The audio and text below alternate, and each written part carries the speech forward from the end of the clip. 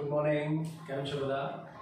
પ્રકરણ નંબર 8 ની અંદર આપણે ક્રમશઃ શરીરની રોગપ્રતિકારક શક્તિ, રોગપ્રતિકારકતા વિશે આપણે અભ્યાસ કરી રહ્યા છીએ.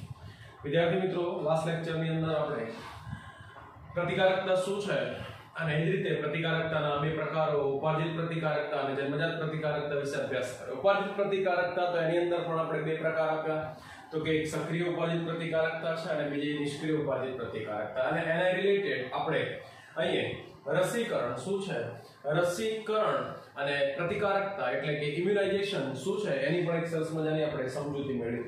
વિદ્યાર્થીઓ, હવે તેનાથી આગળ આપણે બરાબર એક નવા પ્રશ્ન વિશે ચર્ચા કરીએ છીએ. નવો ટોપિક જે છે એને એલર્જી. બરાબર, એલર્જી શું કહેવાય, એલર્જી એટલે શું? તો વિદ્યાર્થી મિત્રો, આપણે જાણીએ છીએ એ પ્રમાણે કે આપણે કોઈ ચોક્કસ જગ્યા ઉપર રહેતા હોઈએ અને પછી અચાનક કોઈ જગ્યાએ બહાર જવાનું થયું, કોઈ કારણોસર આપણે બહાર જઈએ. અને મારો કહેવાનો મતલબ એવો છે કે તમે જે જગ્યાએ રહી રહ્યા છો ત્યાંનું પર્યાવરણ તમે અનુકૂલિત કરી નાખ્યું છે. તમે ત્યાંના પર્યાવરણના જે ઘટકો છે એની સાથે અનુકૂલન કેળવી લીધેલું છે અને આમ તમે ત્યાં લાંબા સમય સુધી રહો છો. પણ જ્યારે કોઈ કારણોસર અથવા તો કોઈ બહાર જવાનું થાય, કોઈ નવા વિસ્તારમાં તમે રહેવા જાઓ, કોઈ નવા વિસ્તારમાં જઈ અને તમે થોડોક સમય ત્યાં કાઢો, તો તમે જલ્દીથી એ પર્યાવરણમાં એડેપ્ટ થઈ શકતા નથી. તમે જલ્દીથી એ પર્યાવરણ સાથે અનુકૂલિત થઈ શકતા નથી. બરાબર, એકાએક તમે ત્યાં પહોંચી ગયા તો સ્વાભાવિક છે કે શરૂઆતમાં તમને છીંકો આવવી, ખાંસી થવી, પછી નાકમાંથી પાણી નીકળવું, બરાબર છે, આંખમાંથી પાણી આવવું, તો આવી બધી સમસ્યાઓ જોવા મળે. ટૂંકમાં કહેવાનો મતલબ એવો છે કે કોઈક ને કોઈક પર્યાવરણનું એવું ઘટક છે, એ ઘટક શું કરે છે તો તમને એલર્જી કરે છે. એ ઘટક તમારા બોડી સાથે જલ્દી અનુકૂલિત થતું નથી. ટૂંકમાં અહીંયા આ પ્રકારની જે પ્રક્રિયા છે એ પ્રકારની પ્રક્રિયાને હવે આપણે શું કહીએ તો સાહેબ આને એલર્જી તરીકે ઓળખવામાં આવે. વિદ્યાર્થી મિત્રો, બહુ સિમ્પલ એક બીજું ઉદાહરણથી પણ આપણે સમજી શકીએ.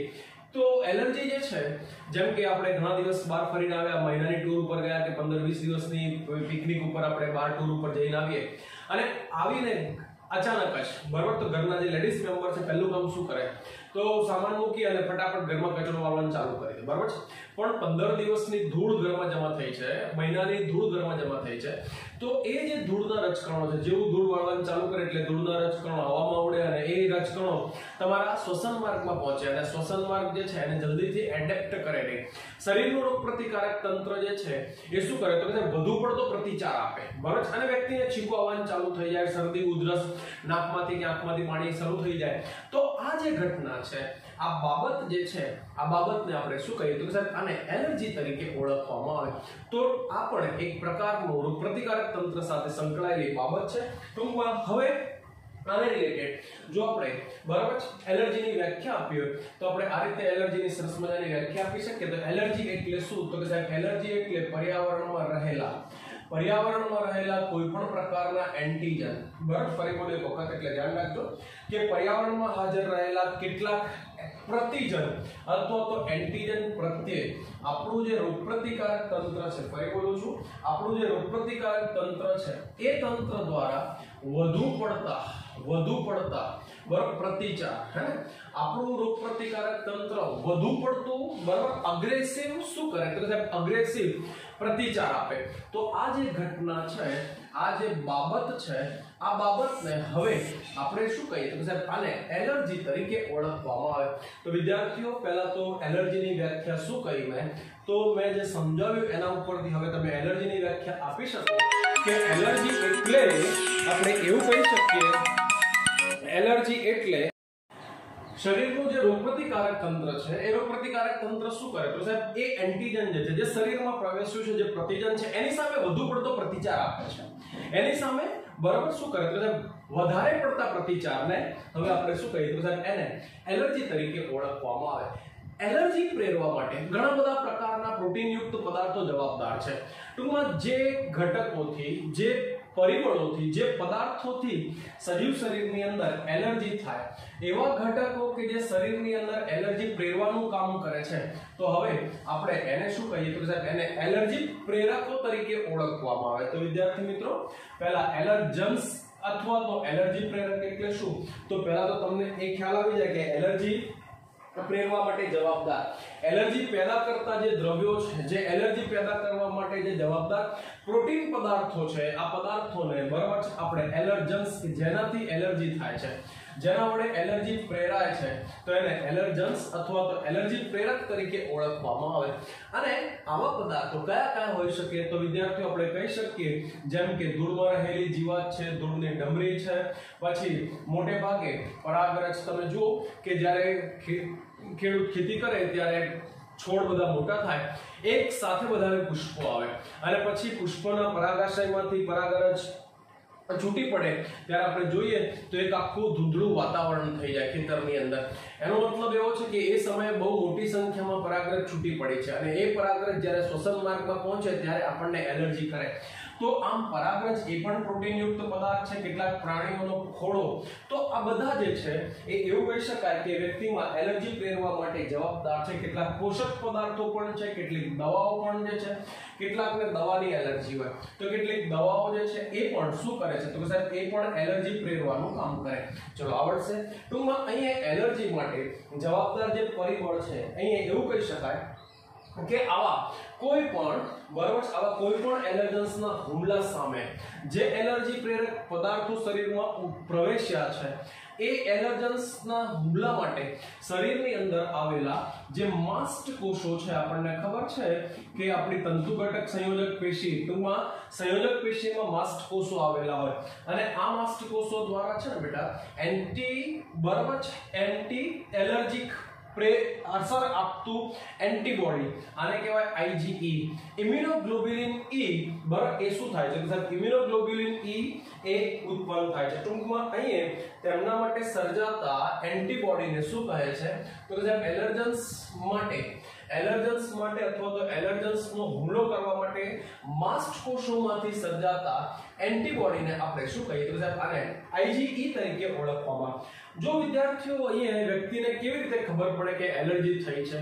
બરાબર, કોઈ વિસ્તારમાં ગયા છે અથવા તો કોઈ એક જગ્યા ઉપર બરાબર એમને શું થાય? તો કે સાહેબ છીંક આવવી, આંખમાંથી સતત પાણી નીકળ્યા કરવું, નાકમાંથી શ્લેષ્મયુક્ત પ્રવાહીનો સ્ત્રાવ થયા કરે, વ્યક્તિને બરાબર દમ અસ્થમા જેવી એટલે કે શ્વાસ લેવાની તકલીફ પણ સર્જાયા કરે. તો આ બધા જે છે, આ બધા જે લક્ષણો છે, આ લક્ષણો માટે આપણે એવું કહી શકીએ કે વ્યક્તિને આ લક્ષણો પરથી શું થાય છે? તો કે કોઈ પર્યાવરણના કોઈ ઘટક પ્રત્યે એને એલર્જી થઈ છે એવું કહી શકાય. વિદ્યાર્થી મિત્રો, મેં તમને કહ્યું કે એના માટેનું કારણ શું છે? તો કે એના માટેનું કારણ જ્યારે આવા પદાર્થો શરીરમાં પ્રવેશે એટલે મેં કહ્યું એ પ્રમાણે કે માસ્ટ કોષો શું કરે છે? તો કે માસ્ટ કોષ હિસ્ટેમાઇન અને સેરોટોનિન જેવા રસાયણો પેદા કરે. તો આ બંને રસાયણો એવા છે કે જે વ્યક્તિને એલર્જી ઉત્પન્ન કરવા માટે જવાબદાર છે. ટૂંકમાં હિસ્ટેમાઇન અને સેરોટોનિન જેવા જે રસાયણો છે, એ રસાયણો માસ્ટ કોષોમાંથી સ્ત્રાવ પામે છે. અને વ્યક્તિને કોની એલર્જી છે એ પણ તપાસવા માટે શું કરવામાં આવે? તો કે થોડીક સૂક્ષ્મ માત્રા, બરાબર, કયા પદાર્થની એલર્જી છે, બરાબર છે, એટલે એ ચકાસવા માટે વ્યક્તિના શરીરમાં એલર્જન્સની સૂક્ષ્મ માત્રા આપવામાં આવે અને આ સૂક્ષ્મ માત્રા વડે એનો અભ્યાસ કરી અને પછી બરાબર સાબિત કરી શકાય અથવા તો એના અભ્યાસ ઉપરથી એવું કહી શકાય કે વ્યક્તિને બરાબર કયા પ્રકારના દ્રવ્યની એલર્જી છે અને આ એલર્જીનું શમન કરવા માટે, એલર્જીની પ્રતિક્રિયા જે છે એને શાંત કરવા માટે કેટલીક સ્ટીરોઇડ દવાઓ જે છે, જેમ કે એડ્રીનાલિન જેવી સ્ટીરોઇડ દવાઓ, એન્ટીહિસ્ટેમાઇન, હિસ્ટેમાઇનની અસરને નાબૂદ કરતી દવા, એન્ટીહિસ્ટેમાઇન જેવી જે દવાઓ છે એ પણ વ્યક્તિને આપી શકાય અને એલર્જીની પ્રક્રિયા જે છે એને નાબૂદ કરી શકાય. બેટા, હાલના સમયની અંદર તમે જોશો તો હાલનો સમય બદલાયેલો સમય છે, બરાબર છે. પહેલાના સમયની અંદર બાળકો ધૂળમાં રમતા, જૂના ટાઈમની અંદર ધૂળમાં રમતા, માટીમાં રમતા, ખેતરોમાં, આમ તેઓ અલગ અલગ પર્યાવરણમાં, અલગ અલગ જગ્યાએ મામાના ઘરે જવું વગેરે વગેરે, એટલે તેઓ છે ને ઝડપથી એડેપ્ટ થઈ જતા. એટલે શરૂઆતના જે જૂના સમયના લોકો છે એમને બહુ એલર્જીની શિકાયત નથી રહેતી.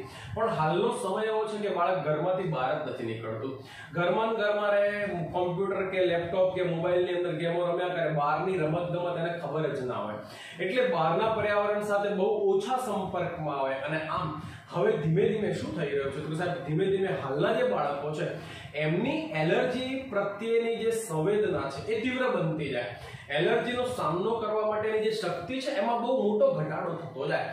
તો વિદ્યાર્થી મિત્રો મેં 3 માર્કનો સરસ મજાનો પ્રશ્ન આઈએમપી પ્રશ્ન તરીકે આને આપણે જોઈએ તો આ એક સરસ મજાના પ્રશ્નની મેં તમને સરસ સમજૂતી આપી. ચલો આવડી જશે. આપણી ચોપડીમાં જોશો તો આવો બીજો એક ટોપિક આપેલો છે, આનું નામ છે સ્વપ્રતિકારકતા.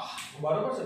તો આ ટોપિક પણ આપણે જાણીએ છીએ તે પ્રમાણે સ્વપ્રતિકારકતા નામ ઉપરથી જ આવડી જાય તો આપણને ખબર છે કે આપણા શરીરની અંદર બરાબર છે રોગો સામે લડતું તંત્ર શું કહ્યું આપણે એને તો કે રોગ પ્રતિકારક તંત્ર, અને એમાં પણ બહુ અગત્યનું જે તંત્ર છે એને આપણે નામ આપ્યું છે ઉપાર્જિત પ્રતિકારક તંત્ર.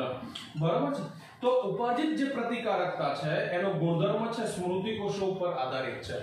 ઉપાર્જિત પ્રતિકારકતા એટલે શું તો કે સાહેબ વ્યક્તિ એના જીવનકાળ દરમિયાન એક્વાયર્ડ કરે, એક્વાયર્ડ કરવું, ઉપાર્જન કરવું, ટુ બી ડેવલપ અને વિકસાવવું, તો આને આપણે ઉપાર્જિત પ્રતિકારકતા કહીએ. બેટા મારો કહેવાનો મતલબ એવો છે કે આ આખી પ્રતિકારકતા સ્મૃતિ આધારિત છે એટલે કે તેની પાસે એવો ગુણધર્મ છે કે તે સ્વજાત અને પરજાત જે કંઈ છે ઘટકો એને પારખી શકે છે. પરજાત શું છે બહારથી પ્રવેશેલા અને સ્વજાત શું છે એમને એ ઓળખી શકે છે.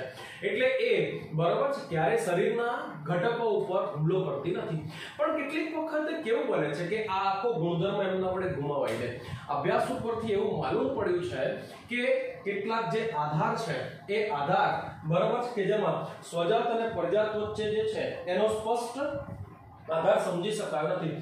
પણ આમ છતાં અહીંયા આપણને બે બાબતો આપેલી છે કે જેના વડે એવું કહી શકાય કે આ બે ઉપસિદ્ધાંતો જે છે એ બે ઉપસિદ્ધાંતો ઉપર આ પ્રકારની પ્રતિકારકતા કામ કરે છે. જેમ કે ઉચ્ચ કક્ષાના જે પૃષ્ઠવંશી પ્રાણીઓ છે એ ઉચ્ચ કક્ષાના પૃષ્ઠવંશી જે પ્રાણીઓ છે એ પરજાત અણુઓ તેમજ પરજાત સજીવો જે છે એમને અલગ કરવાની ક્ષમતા અલગ પાડી શકે છે. અને મોટાભાગનું જે પ્રાયોગિક પ્રતિરક્ષા વિજ્ઞાન જે છે એ આ સિદ્ધાંત ઉપર આધારિત છે. બરાબર. બીજી બાબત તો કે જનીનિક અને અજ્ઞાત કારણોસર કોઈ કારણ એને માટેના જવાબદાર નથી.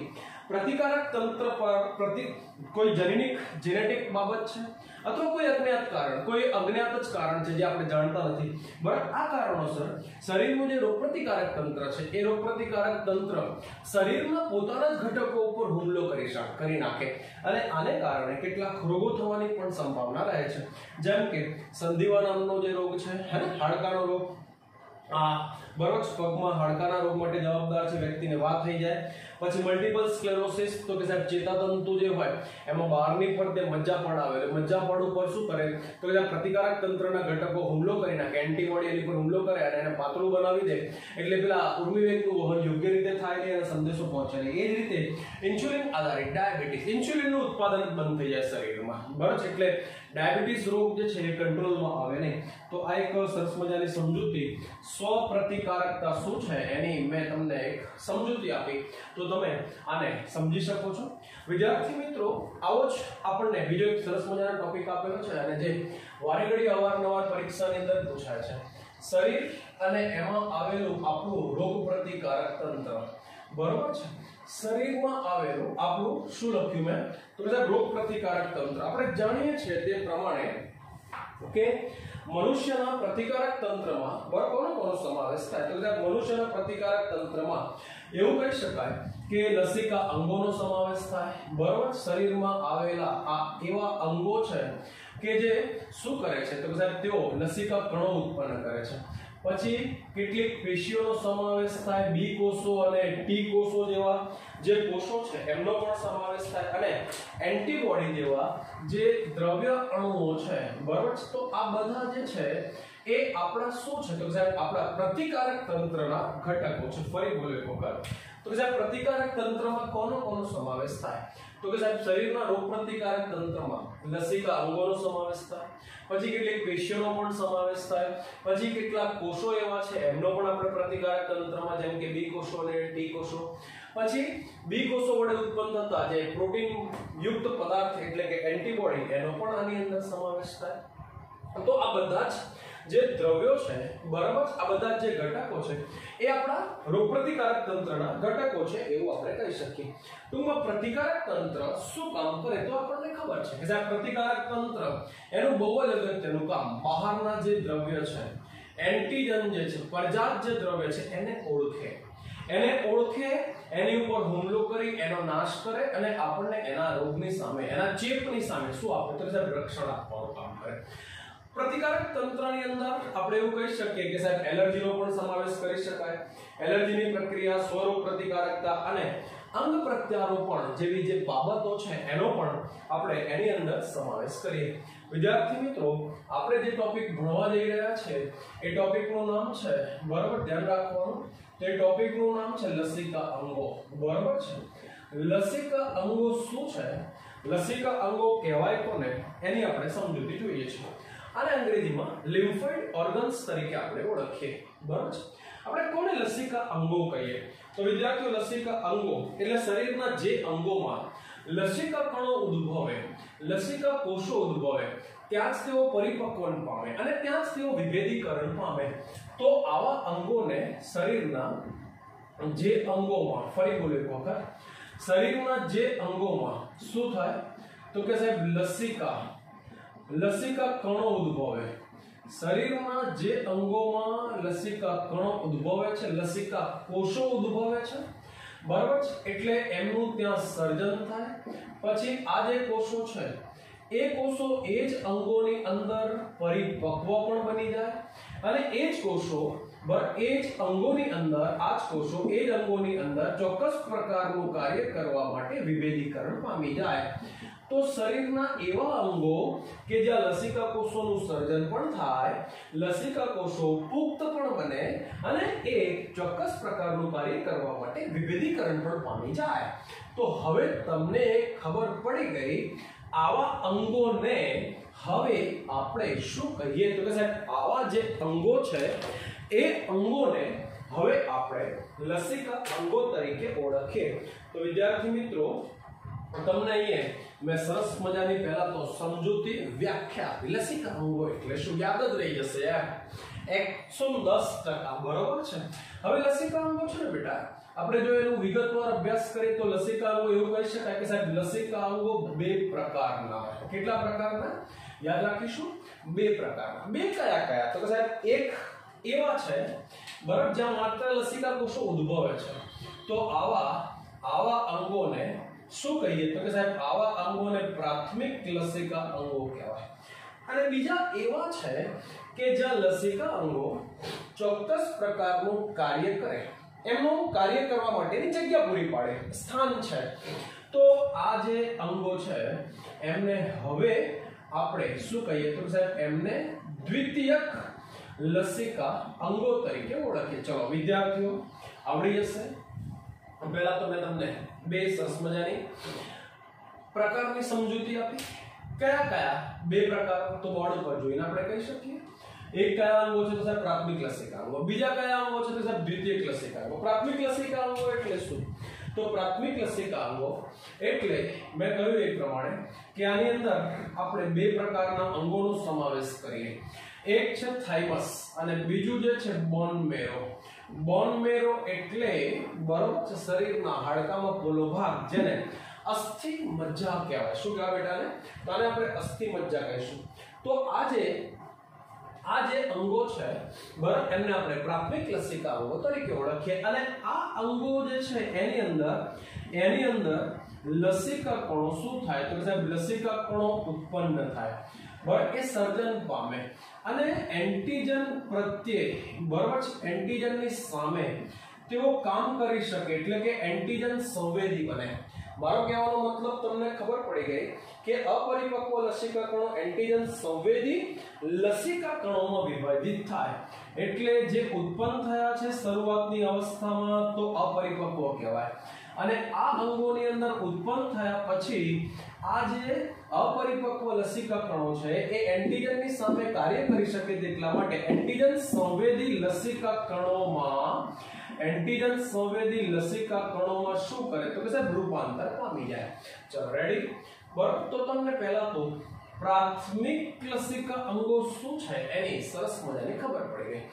દ્વિતીયક લસિકા અંગો એટલે કયા લસિકા અંગો? તો કે સાહેબ દ્વિતીયક લસિકા અંગોની અંદર આપણે કોનો સમાવેશ કરીએ? તો કે સાહેબ દ્વિતીયક લસિકા અંગોની અંદર બરોળનો સમાવેશ કરીએ, પછી લસિકા વાહિનીઓમાં આવેલી લસિકા ગાંઠોનો સમાવેશ કરીએ, પછી તો કે સાહેબ આંતરપૂંછનો સમાવેશ કરીએ, બરાબર છે, આંતરપૂંછનો સમાવેશ કરીએ, પછી આંતરડાની દિવાલમાં આવેલી જે પેયર્સની બરાબર છે, પેયર્સની જે નલિકાઓ છે હે અથવા પેયર્સ જે ખંડિકાઓ છે એ બધાનો સમાવેશ હવે આપણે શેમાં કરીએ છીએ? તો કે સાહેબ આપણે બરાબર છે એ દ્વિતીયક લસિકા અંગોની અંદર કરીએ, બરાબર છે. હજુ પણ નામ લખવા આવે તો કે સાહેબ નાના આંતરડાની અંદર આવેલી મેં હમણાં કહ્યું એ પ્રમાણે પેયર્સની ખંડિકાઓ, પછી આપણા ગળાના ભાગમાં શું આવેલા? તો કે સાહેબ કાકડા. તો કાકડા પણ શું છે? તો કે સાહેબ કાકડા પણ એ લસિકા અંગો જ છે. પણ કયા લસિકા અંગો બેટા? તો યાદ રાખીશું કે સાહેબ તે દ્વિતીયક લસિકા અંગો. ચલો યાદ રહી ગયું. પ્રાથમિક લસિકા અંગો કયા છે? તો કે સાહેબ થાઇમસ અને અસ્થિમજ્જા. શું કામ એમનું? તો કે સાહેબ અહીંયાથી જે અપરિપક્વ લસિકા કણો ઉત્પન્ન થાય છે, આ અપરિપક્વ લસિકા કણો આ અંગોની અંદર એન્ટીજન સામે કામ કરી શકે એટલા માટે એન્ટીજન સંવેદી લસિકા કણોમાં રૂપાંતર પામે છે. રેડી? બીજા તો કે સાહેબ બીજા દ્વિતીયક લસિકા કયા છે? દ્વિતીયક લસિકા અંગો તો કે સાહેબ બરોળ, પછી લસિકા ગાંઠો જે લસિકા નલિકાઓમાં આવેલી હોય, પછી આંતરપૂંછ છે અને નાના આંતરડા જે છે એની દિવાલમાં આવેલી પેયર્સની ખંડિકાઓ અને કાકડા. તો કે સાહેબ આ બધા બરાબર શું છે? તો સાહેબ દ્વિતીયક લસિકા અંગો છે.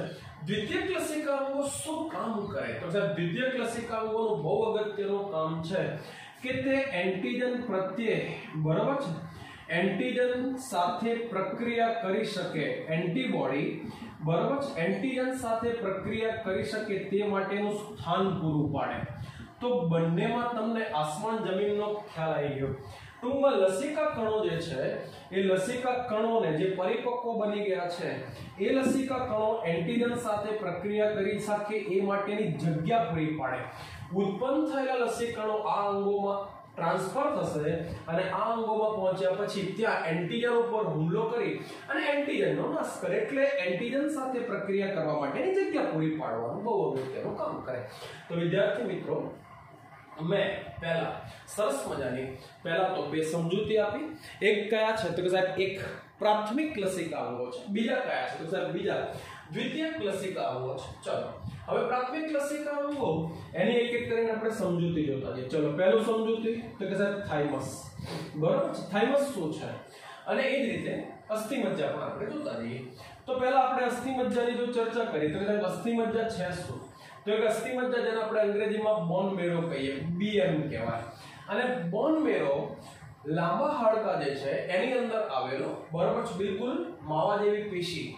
આ જે જગ્યા આ જે રચના એને અસ્થિમજ્જા કહેવાય. અને ત્યાં શું થાય? તો કે સાહેબ ત્યાં અપરિપક્વ લસિકા કણો સર્જાય છે. ઇવન એકલા લસિકા કણો નહીં, આપણા રુધિરના જે બધા જ કોષો છે બધા જ રુધિર કોષો આ બોન મેરોમાં જ ઉત્પન્ન થાય છે. 11મા ધોરણમાં આપણે રુધિર પેશી ભણી રહ્યા છે હે ને.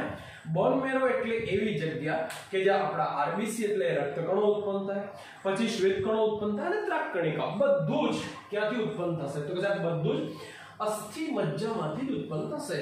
લસિકા કણો તો એ પણ શ્વેતકણોનો જ એક પ્રકાર છે, કણિકા વિહીન શ્વેતકણોનો એક પ્રકાર છે.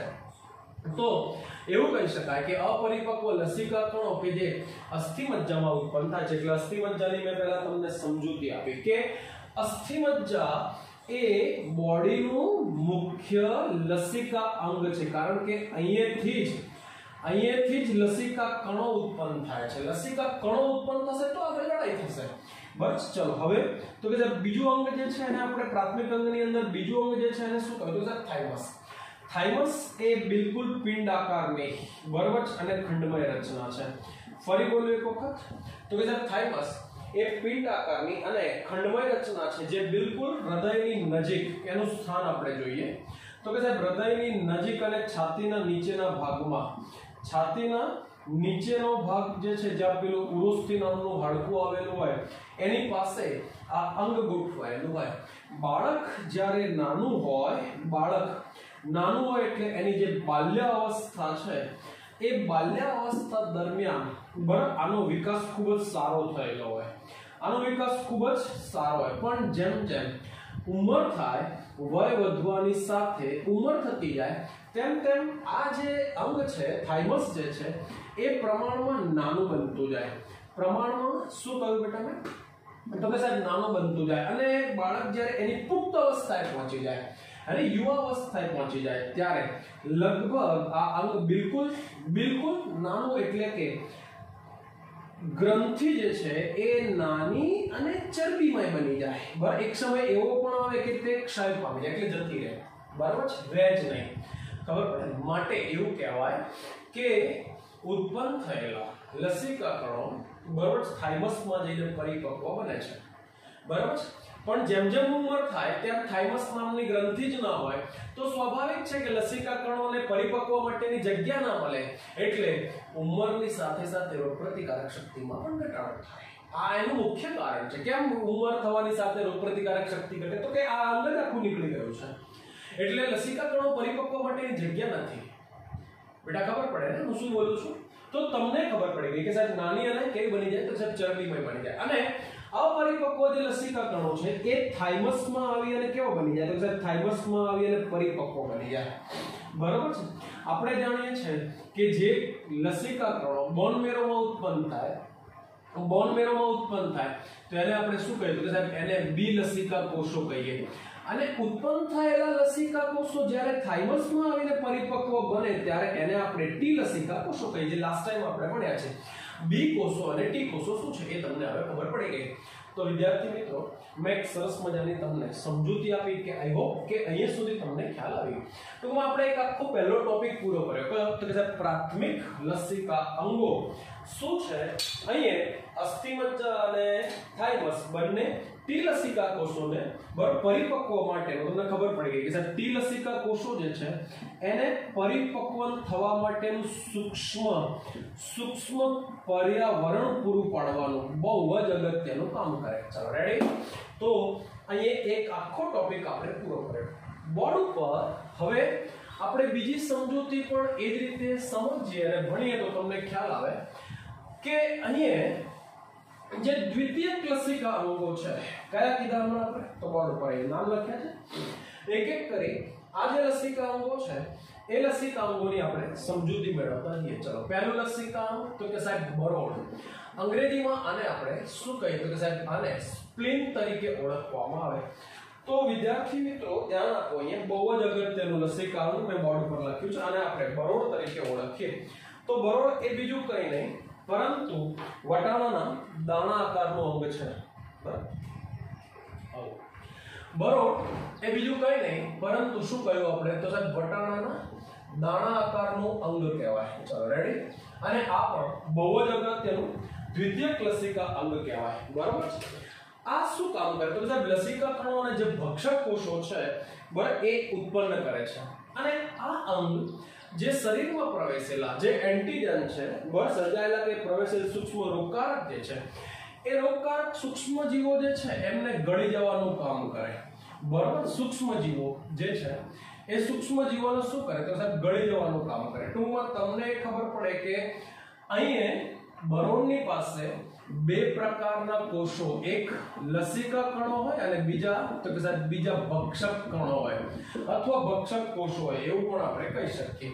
અને રુધિરમાં સર્જાયેલા જે સૂક્ષ્મ જીવો છે એ સૂક્ષ્મ જીવોને જકડી રાખી એમને ગળી જાય. બરાબર છે? અને એમનો શું કરે? નાશ કરે. સાથે સાથે એવું પણ કહી શકાય કે અહીં બરોળ નામનું જે અંગ છે એ અંગ બરાબર છે રક્તકણોનું એક ચોક્કસ આયુષ્ય છે બેટા કે 120 દિવસ પછી દરેક રક્તકણ નાશ પામશે.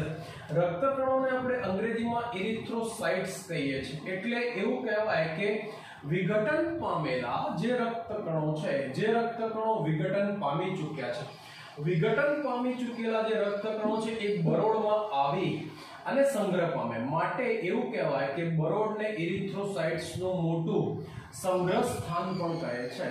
અને ત્યાં પછી એનો શું થાય? તો સાહેબ ત્યાં એનો નિકાલ થાય. ચલો આવડી જશે. તો આ એક બરોડ નામનું અંગ, એની મેં તમને સમજૂતી આપી. બીજું બહુ અગત્યનું છે તો સાહેબ લસિકા ગાંઠો. આપણા શરીરમાં જેમ રુધિર પરિવહન તંત્ર છે એમ લસિકાનું પણ પરિવહન કરવા માટે લસિકા તંત્ર આવેલું હોય, જે આવી લસિકા વાહિનીઓ વડે રચાયેલું હોય. બરોબર છે. વાહિનીઓ નાની નાની સૂક્ષ્મ એને વાહિકા કહેવાય, એનાથી મોટી હોય એને વાહિની કહેવાય, એનાથી મોટી હોય એને લસિકા નલિકા કહેવાય. તો એવું સમજીએ આપણે કે સાહેબ આ તમે લસિકા નલિકા દોરેલી છે, અને લસિકા નલિકામાં ઠેકાણે આ રીતે શું આવેલી હોય તો સાહેબ લસિકા ગાંઠો આવેલી હોય. તો આ જે રચના એને આપણે હવે લસિકા ગાંઠ કહીએ. તો તમને એ ખબર પડી ગઈ કે સાહેબ લસિકા ગાંઠો ક્યાં આવેલી હોય. અને આ જે લસિકા ગાંઠો છે એ લસિકા ગાંઠો શું ધરાવે છે તો સાહેબ આની અંદર લસિકા કોષો આવેલા હોય. આની અંદર શું તો કે સાહેબ આની અંદર લસિકા કોષો આવેલા હોય. એટલે જ્યારે લસિકા નામનું પ્રવાહી અહીંયાથી વહન પામશે, બરાબર, એટલે અંદર રહેલા જે એન્ટીજન છે, જે પ્રતિજન છે, એ શું કરે તો સાહેબ લસિકા ગાંઠોના સંપર્કમાં આવે અને એમાંથી રહેલા જે લસિકા કણો છે એ લસિકા કણો શું કરે તો કે સાહેબ એમને એ લસિકા કણો જે છે એ લસિકા કણો આ લસિકામાં રહેલા જે સૂક્ષ્મજીવો છે એ સૂક્ષ્મજીવોને જકડી રાખે, એમને પકડી અને એમનો શું કરે તો કે સાહેબ એમનો નાશ કરે. ચલો આવડી જશે. ઓકે, તો તમને ખબર પડી ગઈ કે સાહેબ એન્ટીજન અંદર રહેલા લસિકા કણોને પહેલા તો સક્રિય કરે. સક્રિય કર્યા પછી બરાબર શું કરે તો સાહેબ એની સામે એનો પ્રતિચાર આપે, ટૂંકમાં એનું ભક્ષણ કરી અને એનો નાશ કરે, અને આમ શરીરને એમના ચેપની સામે રક્ષણ આપવાનું બહુ જ અગત્યનું કાર્ય કરે. તો વિદ્યાર્થી મિત્રો લસિકા ગાંઠ શું છે એની પણ મેં તમને એક સરસ મજાની સમજૂતી આપી. આ ઉપરાંત આપણે જાણીએ છીએ તે પ્રમાણે બસ એક શબ્દ લખું છું, માલ્ટ. માલ્ટ એટલે શું તો કે સાહેબ મ્યુકસ એસોસિએટેડ લિમ્ફોઇડ ટિશ્યુ. આને આપણે ગુજરાતીમાં કહીશું શ્લેષ્મ સંકલિત, ફરી બોલો એક વખત, શ્લેષ્મ સંકલિત લસિકા પેશી. ટૂંકમાં આ પ્રકારની પેશી આપણા જે પોલા અંગો છે, મતલબ જે માર્ગો છે નલિકામાં, જેમ કે શ્વસન માર્ગ છે, પછી પાચન માર્ગ છે, પછી ઉત્સર્જન માર્ગ છે એટલે કે મૂત્રજનન માર્ગ, અને આવા જે કંઈ અંગો છે એ માર્ગોના અંગોમાં અંદરની બાજુ એટલે કે એમનું જે અસ્તર છે એ અસ્તરમાં અંદરની દિવાલમાં છે ને લસિકા પેશી આવેલી હોય. આ લસિકા પેશીને આપણે શું કહીએ તો સાહેબ આને માલ્ટ તરીકે ઓળખવામાં આવે. તો વિદ્યાર્થીઓ તમને ખબર પડી ગઈ કે અહીંયા આવા જે અંગો છે એ અંગોના માર્ગોની અંદરની કિનારે લસિકા પેશી આવેલી હોય, અને એ પણ શું કરે છે તો સાહેબ એ પણ બરાબર એન્ટીજન જે છે એમને ઓળખી એમનું ભક્ષણ કરી અને અંદરની જે રચનાઓ છે એને એમના ચેપની સામે રક્ષણ આપવાનું બહુ અગત્યનું કામ કરે. લગભગ એવું કહેવાય કે મનુષ્યના શરીરની લસિકા પેશીનું લગભગ 50% જેટલું પ્રમાણ આ માલ્ટ ધરાવે છે. કુલ લસિકા પેશીનું જે પ્રમાણ છે એમાં 50% પ્રમાણ આનું હોય. તો વિદ્યાર્થી મિત્રો એક સરસ મજાનો આપણે અભ્યાસ કર્યો લસિકા અંગો, 3 માર્કનો ફરી પાછો મોસ્ટ આઈએમપી પ્રશ્ન. આઈ હોપ બહુ સહેલો હતો અને તમને મેં સ્ટેપ બાય સ્ટેપ આ રીતે સમજાવ્યો, તો તમે એને સરસ તૈયાર કરી નાખો, લખી નાખો અને મોઢે કરી નાખો. Okay, good bye.